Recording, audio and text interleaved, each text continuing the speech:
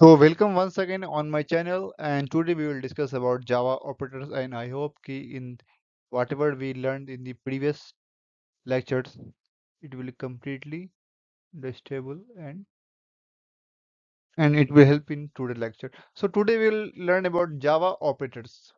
Java operator क्या होता है, आइए देखते हैं आगे।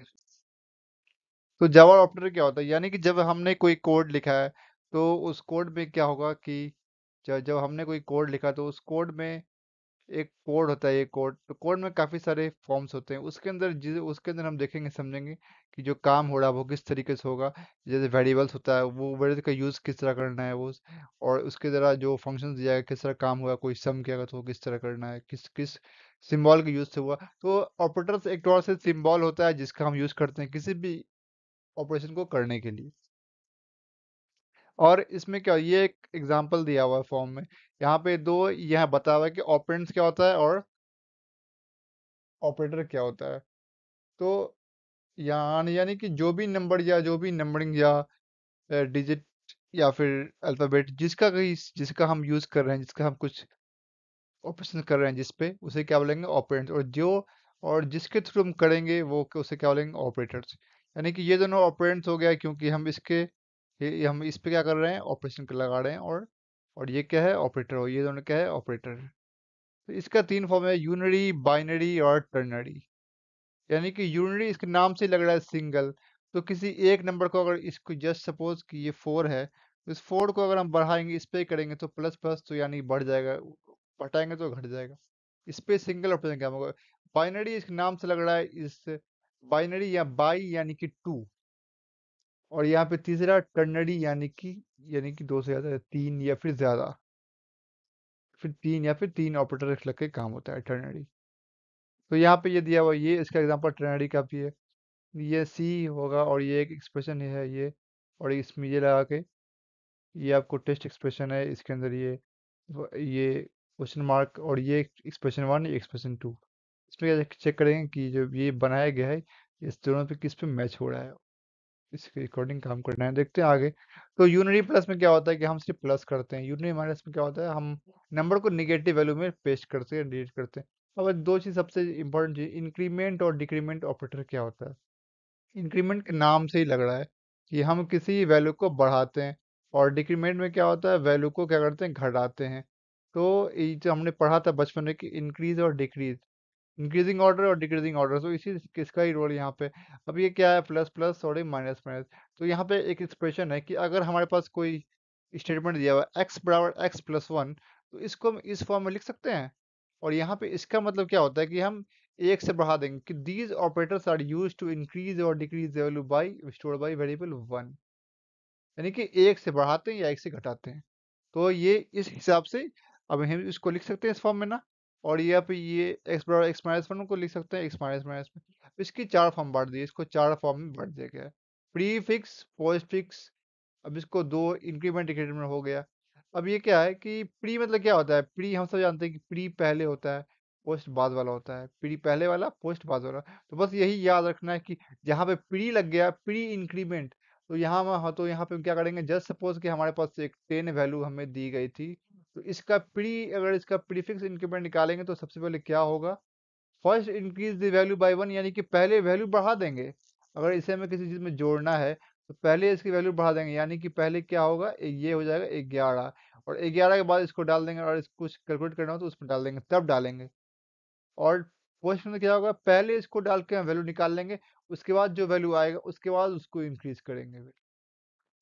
प्री, ये नाम से लग रहा है प्री, पहले जोड़ देंगे, पहले वन से इंक्रीज कर देंगे, फिर इवेल्यूएट करेंगे। पोस्ट में क्या करेंगे, पहले हम इवेल्यूएट कर लेंगे, फिर वो करेंगे, बढ़ा देंगे। और पोस्ट फिक्स में, प्रीफिक्स में, डिक्रीमेंट में ऐसे ही करना है, पहले घटाना है फिर उसको बढ़ाना है। फिर पहले घटा लेना है, फिर उसको पहले एक्सप्रेस इवेल्यूएट कर लेना है, फिर उसको घटा देना है। अब एक ऑपरेटर है यहाँ पे, शिफ्ट ऑपरेटर। ये भी एक अपना एक अच्छा ऑपरेटर है जिसकी यूज अभी हम नहीं पढ़ेंगे, इसका यूज अभी हमको आगे आएगा। तो एक बड़ा कॉन्सेप्ट है, वहां पे हम इसके बारे में अच्छी तरीके से पढ़ेंगे। बट अभी के लिए बस हमें इतना समझना है कि शिफ्ट ऑपरेटर का नाम से ही लग रहा है शिफ्टिंग करना, शिफ्टिंग। यानी कि अगर टू है तो इसको हम खींच के एक इसके पोजीशन से बदल सकते हैं, या तो पीछे ले आ सकते हैं या तो इसको आगे ले जा सकते हैं इसको। इसका बस इतना ही काम है, इसको करने के लिए यही काम है इसका। अब देखते हैं आगे। अभी यहाँ पे क्या हो, ये बाइनरी अरिथमेटिक ऑपरेटर, यानी कि बाइनरी यानी कि दो ऑपरेशन जो लगेगा, वो एडिशन होता है, सब्ट्रैक्शन होता है, मल्टीप्लिकेशन, डिवीजन, मॉड्यूलस। जो बचपन में रिमाइंडर निकालते थे, एलसीएम, ये यानी कि सेव करके जो रिमाइंडर आता था उस फॉर्म में ही करके आएगा रिमाइंडर। और ये क्या, और रिलेशन यानी कि दो के बीच का रिलेशन निकालना, ये एक्चुअली निकलता है ट्रू फॉल्स के फॉर्म में। ये इसका जो लॉजिकल, इसका यानी रिलेशनल ऑपरेटर, यानी कि ये रिलेशन, ये greater than, less than, equal to, ये सब निकालना है, ये सब बहुत ही बस समझ लेना है, और क्या होता है किस तरीके से करते हैं। लॉजिकल ऑपरेटर्स क्या होता है, इसमें लॉजिक लगाते हैं, जो हमने लॉजिक लगाना है कि जो हमें काम मिला है वो काम कर रहे हैं, इसका तीन फॉर्म है: एंड, लॉजिकल, और नॉट। और ये और का, ये एंड का मतलब ये हो कि यानी कि ये दोनों में से कोई ना कोई एक हो जाए, और ये या फिर ये दोनों ही हो जाए। और में क्या होता है, कोई एक हो जाए, नॉट में या होगा या नहीं होगा, ये पता करते हैं। इसके कॉन्सेप्ट हमने लॉजिक गेट में, अगर याद होगा 12th के फिजिक्स में, लॉजिक गेट में ये पार्ट था, बस उसी से मिलता जुलता ये पार्ट है, और उसमें और ज़्यादा कुछ नहीं है, लॉजिक लगाना है। असाइनमेंट ऑपरेटर में क्या होता है, इसमें मतलब वैल्यू असाइन करना, तो पहले वेरिएबल लेंगे, वेरिएबल में क्या डाल देंगे, एक्सप्रेशन डाल देंगे, जो एक्सप्रेशन हमें काम करना है, एक्सप्रेशन यानी कि जस्ट सपोज कि पहले हमने कोई जस्ट सपोज कि हमने सम ले लिया, और सम के आगे क्या लगा दिया, a + b लगा दिया। टर्नरी ऑपरेटर क्या होता है, कंडीशनल ऑपरेटर कहलाता है। इसके बाद आगे पढ़ेंगे कंडीशन, इसमें कंडीशन लगी होती है, ये टर्नरी ऑपरेटर ही है। यानी कि दो नंबर लिए, ये एक टेक्स्ट एक्सप्रेशन हो गया, और इसमें, और ये क्या है, ये इसका एक्सप्रेशन वन है, एक्सप्रेशन, यानी कि इसमें मैच करना है कि कौन सा इसमें होगा। यानी कि 6 इज ग्रेटर देन 4, यानी कि ये 9 में आएगा या फिर ये 7 में आएगा, इसका आउटपुट क्या होगा। फिर बस इसको इस तरीके से ही करना, और ये देखना और ये सही है या फिर ये फॉल्स है। अब देखते हैं, आगे बढ़ते हैं अब। तो अब यहाँ पे क्या, जब हम कोई कोड करते हैं तो वहां पे एक चीज हमारे कोड में, तो हमारे कोड में क्या होता है, कुछ गलती होती है, कुछ बग्स होती हैं। बग उसको बोलते हैं कि यानी हमारा कोड, यानी कि कोई हमारा कोड है, तो कोड हमारा काम कर जाएगा, बट उसके अंदर कुछ जो जो कुछ फंक्शन था, वो फंक्शन सही से नहीं करेगा, यानी कि जो आउटपुट निकलेगा, आउटपुट भी आ जाएगा, बट जो इधर आउटपुट जो हमें चाहिए था वो नहीं आएगा, कुछ गलती हो जाएगी, तो बग कहते हैं। और एरर क्या होता है, एरर ऐसी चीज़ है जिसके वजह से हमारा कोड फंक्शन काम करेगा ही नहीं, कोड हमारा चलेगा ही नहीं। इसमें तीन पार्ट है: सिंटैक्स, लॉजिकल और run time error. Syntax error क्या होता है, यानी कि अगर हमने कोई कोलन लगाना भूल गए, या फिर ब्रेस लगाना भूल गए, सेमीकोलन लगाना भूल गए, या फिर वेरिएबल कोई नहीं उसको डिक्लेयर किए हैं, तो उस तरह क्या होता है। इसमें लॉजिकल में क्या होता है, हम लॉजिक गलत लगा दे, फॉर्मूला गलत लगा दे, एल्गोरिदम कोड जो काम करना है, सम करना है, उसका एल्गोरिदम गलत तरीके से करे, तो वो कोड नहीं करेगा। रन टाइम में क्या होता है, रन यानी कि जब हमारे कुछ काम करेंगे, तो अगर हमारे पीसी में स्टोरेज ही नहीं बचेगा, या फिर हम कोई रॉन्ग फाइल खोलेंगे, तो किस तरह काम करेगा, इसी से हमारा रन टाइम में। और डिबगिंग में क्या होता है, डिबगिंग एक ऐसा प्रोसेस है जिसमें हम बग्स हटाते हैं, बग्स यानी कि जो गलती हमसे हो गई उसको हम ठीक कर सकते हैं, डिबगिंग करके। Type converter and type casting क्या होता है, यानी कि इसका फॉर्म बदलना है। जस्ट सपोज कि ये क्या एक बकेट है, इसको बकेट में ये क्या है, छोटा बकेट, इस बकेट को हम इस बकेट में डाल सकते हैं आसानी से, इसे बोलते हैं कास्टिंग करना, यानी कि एक बड़े में छोटे को डालना। इसको इस फॉर्म में, इसका दो फॉर्म, इम्प्लिसिट करना और एक्सप्लिसिट। इम्प्लिसिट में क्या होता है कि, यानी कि जैसे सपोज कि एक बड़ा लॉन्ग डेटा है, और इसमें इंट डेटा छोटा है, तो इंट इसमें आसानी से आ जाएगा, इंट, इसलिए इंट का वैल्यू इसमें, अगर इंट को इसमें डाल दें तो आसानी से आ जाएगा। तो बस यही करना होता है कि एक डेटा को बदलना होगा किसी फॉर्म में, तो उसके लिए उसके पहले हमें इस डेटा टाइप का नाम लिखना पड़ता है, ताकि वो आसानी से हो जाए, कन्वर्जन हो जाए। कुछ होता है कि कंपाइलर खुद कर लेता है, कुछ हमें करवाना पड़ता है, ताकि हमारा दिक्कत नहीं हो। तो जो कंपाइलर खुद कर लेता है उसे बोलते हैं इम्प्लिसिट, जो कंपाइलर खुद नहीं करे और जो हम अपने खुद से करें उसको बोलते हैं एक्सप्लिसिट।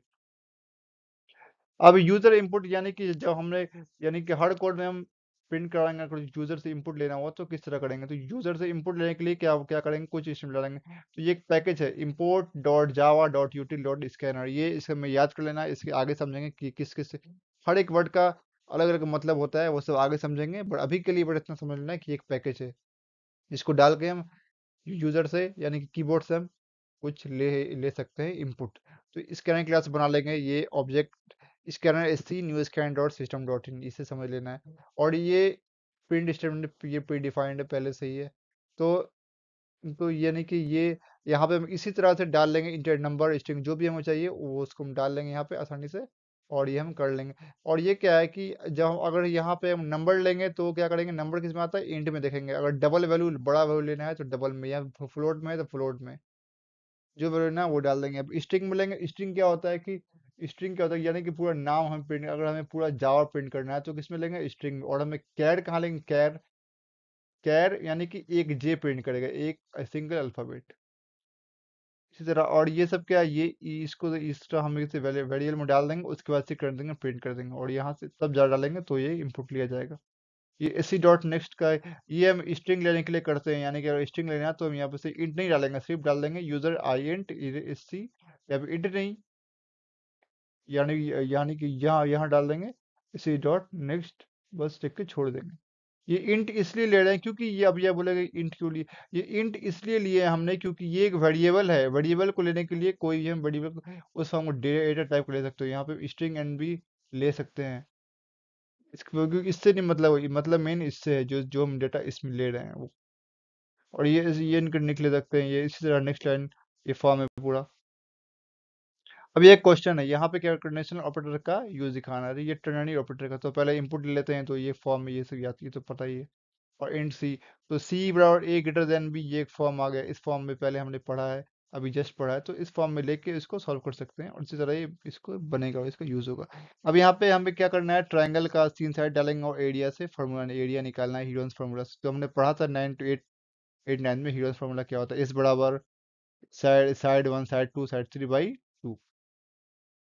तो ये, और इसका एरिया निकालने के लिए मैथ का स्क्वायर, और ये इसका फार्मूला, यानी कि under root S is equal to S minus one S dot S minus two dot S minus three. तो यही फॉर्मूला, पहले हम क्या करेंगे, पहले हम ये देखेंगे कि डबल जो लेंगे, क्योंकि ये साइड जो जरूरी नहीं कि साइड एक नॉर्मल वैल्यू में, ये हो सकता है कि डेसिमल में हो, तो इसलिए हम लेंगे डबल लेंगे, और बड़े डेसिमल में तो ये लेंगे। और यहाँ पे क्या करेंगे, इंटू इनपुट कर लेंगे तीनों साइड को, और यहाँ पे इस तीनों साइड को डाल देंगे स्टोरेज वैल्यू करने के लिए, वैल्यू करने के जो सिंटैक्स जो होता है इनपुट लेने के लिए। और यहाँ पे डाल देंगे, फार्मूला बना देंगे। फार्मूला बनाने के लिए पहले ये लेना, इसको यहाँ पे लेना डबल, क्योंकि ये बड़े फॉर्म में आएगा, और ये लेंगे, और इससे करके यहाँ प्रिंट कर देंगे। अब ये क्या हो, ये एक बड़ा प्रोग्राम है, तो यहाँ पे क्या करना है, एम्प्लॉय का नाम इंपुट करना है, बेसिक सैलरी, और क्या करना है, एचआरए निकालना है। तो सबसे पहले ये करेंगे, इंपुट ले लेंगे डबल, जितनी भी चीज़ बड़ी जो चीज़ है वो उसको हम किस में लेंगे, डेसिमल में, क्योंकि चाहे बेस सैलरी, चाहे HRA, DA, TA, Infy, net पे, इसको पहले इंपुट का नाम ले लेंगे, फिर उस तरह उसको डाल देंगे नेक्स्ट लाइन करने के लिए।